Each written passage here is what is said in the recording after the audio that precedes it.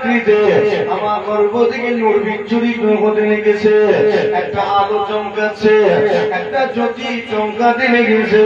আমি আমিনা ঘাবড়ে গেলাম, কি ব্যাপার আমার গর্ভ হতে কেন নূর বিচ্ছুরিত হয়, এইভাবে আমার গর্ভ থেকে কেন একটা আলো চমকাতে লেগেছে। আম্মা জান বলে সেই দিন আমার গর্ভ থেকে যে নূর বিচ্ছুরিত হয়েছিল, সেই নূরের আলোতে শাম এবং ইয়ামানের উঁচু উঁচু অট্টালিকাগুলি পর্যন্ত আলোকিত হয়ে গিয়েছিল।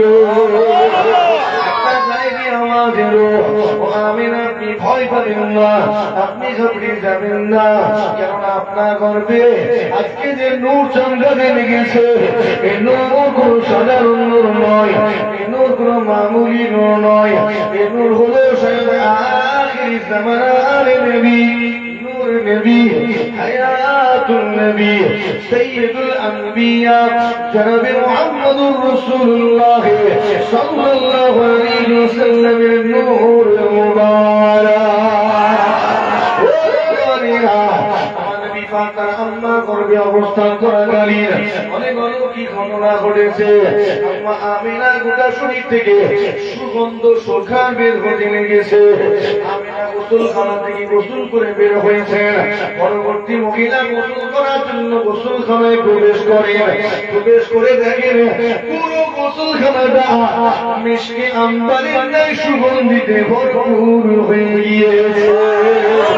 আমিনা কোন জায়গায় থুতু নিক্ষেপ করলে সেখান থেকে সুগন্ধি বের হয়। আমিনা তিনি দুনিয়া জমিন আমার নবী পাক সাল্লাল্লাহু আলাইহি ওয়াসাল্লামকে প্রসব করবেন, সময় ঘনিয়ে এলো। একেবারে শর্টকাট সংক্ষেপ করি, আমার নবী তাশরীফ আনবেন। রবিউল আউয়াল শরীফের 12 তারিখ চলে এলো, আমার নবী তাশরীফ আনবেন। সময় নিকটবর্তী, এমন অবস্থায় রাত আল্লাহ পাকের কাছে আল্লাহ আপনার হাবিবকে যখন দুনিয়া জমিনে পাঠাবেন, আমি রাত্রিবেলা পাঠাবেন, আমি রাতন্ন হয়ে যাব, দিনের উপরে পড়াই করব।